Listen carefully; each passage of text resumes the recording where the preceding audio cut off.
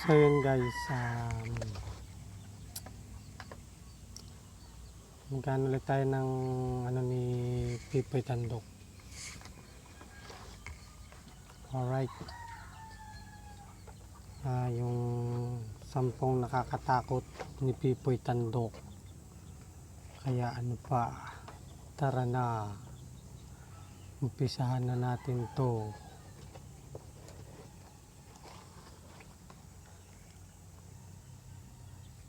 Narito na ang mga pinaka-nakakatakot na video sa buong mundo.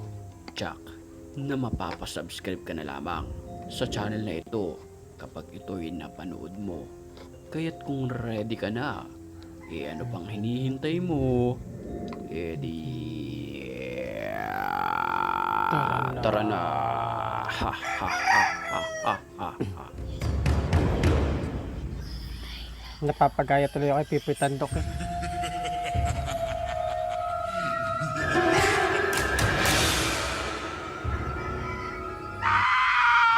I'm home alone. I'm hearing my own voice upstairs.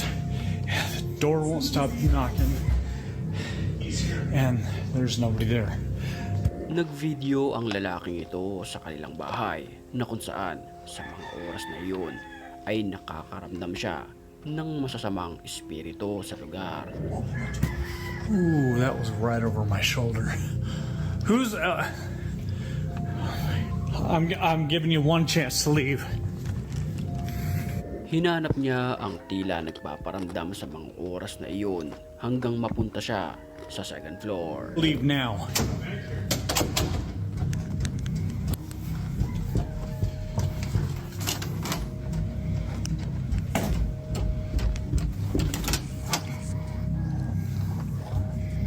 Animoy may kumakatok na isang malaking nilalang, pero nang kanyang buksan ay wala naman ni isa ang naroon sa anumang kwartong kanyang binuksan sa mga pagkakataon na iyon. Are you in here?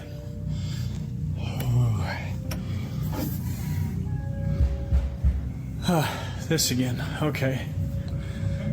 All right. If you're gonna play these games all night, I'm not doing this. Nang walang ano-ano'y, bigla na lamang dumaan sa nakabukas na pintuan ang nakaitim. And now I hear the bathroom water on.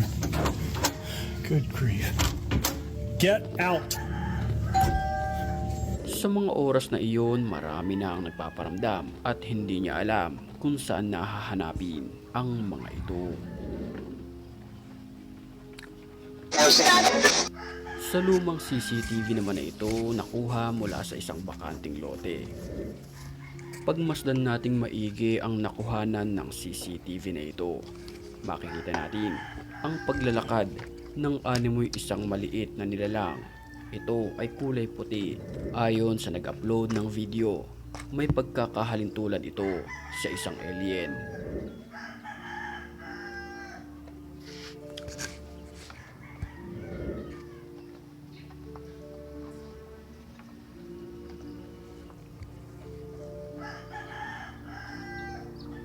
Ang nakakapagtaka rito, mistulang walang kamay ang naglalakad. Tanging dalawang paa lamang, katawan at ulo lamang ang nakikita sa CCTV. Anong klase kayang nilalang ito? Kayo na lamang ang humusga sa video.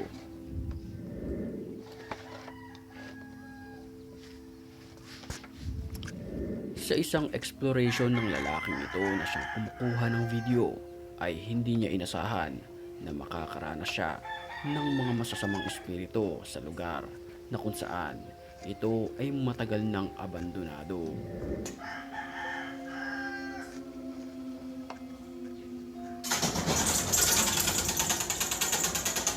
Bismillah! Bismillah! Bismillah ar-Rahman ar-Rahim! Sa pamamagitan ng paglaglag ng iilang kagamitan at mga bagay sa lugar, pagninig ng pintuan ay nagpapahiwatig na may mga espiritu sa lugar.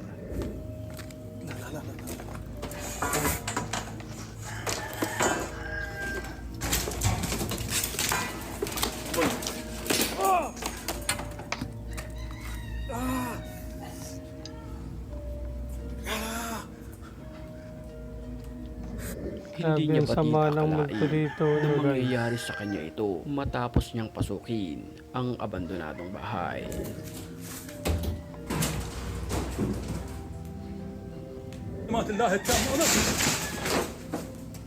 Nagwawala na. Nakuha na naman sa CCTV na ito ang pagpaparamdam ng masamang espiritu sa pamamagitan ng paggalaw at pag-andar ng upuan. Sa kung ano ang kababalaghan sa videong ito, panoorin natin.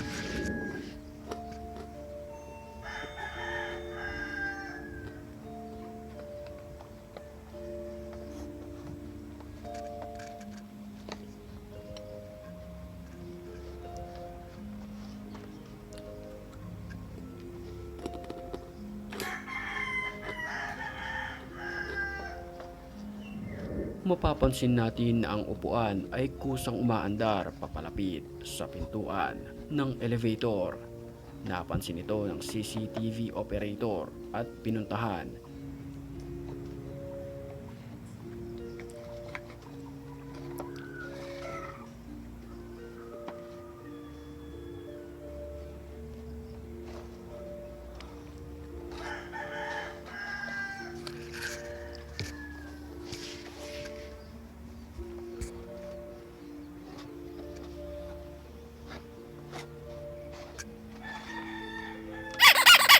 Nakakapangilabot naman ang kumalat na TikTok video na ito.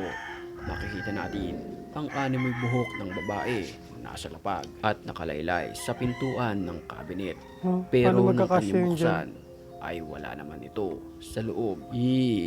Creepy. Ni setan dia nak siapa ni? Rambut terkeluar.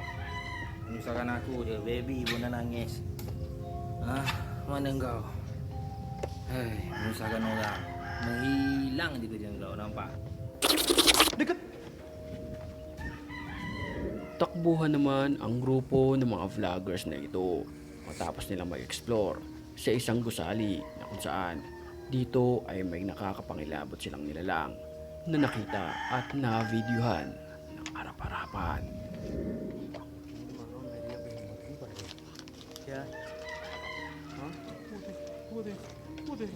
Sa kanto na ito papasok sa loob ay may nakakapangilabot silang na-encounter na isang nilalang na nakasuot ng kulay itim at gumagapang ito.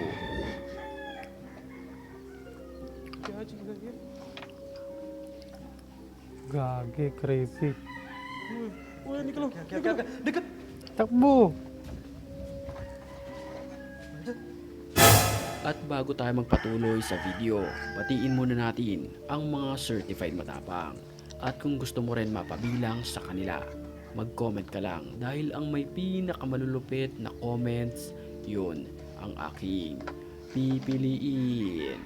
Back to the story. Titindig naman ang iyong balahibo matapos mo tong mapanood. Sa video makikita ang isang security guard na nakaupo lamang mag-isa. This man, he called his boss asking us why didn't y'all tell me they had a new employee, right? He constantly looking back, right? He talking to somebody, right? Just watch, just as creepy. Look, having some whole conversation with him, right? Saying that somebody came and he dapping that person off and everything. Now see, look, y'all see when he dapped them off? Look what happened. He dapped them off. You see that shadow? And then the shadow goes over here, and he pulling the chair out for him. He swore to God, he sat there and had a look. Sa puntong iyon ay katabi niya na ang isang ligaw na kaluluwa. Ang nakakapangilabot dito, walang rumehistro sa CCTV na imahe. Conversation with this person. He moved over, talking to him and everything. Y'all better protect y'all. Kinakausap niya, ligaw ng multo, ano? Wala ba? So yun guys, huwag niyo kakalimutan subscribe si kuya nyo JP. Thank you for watching.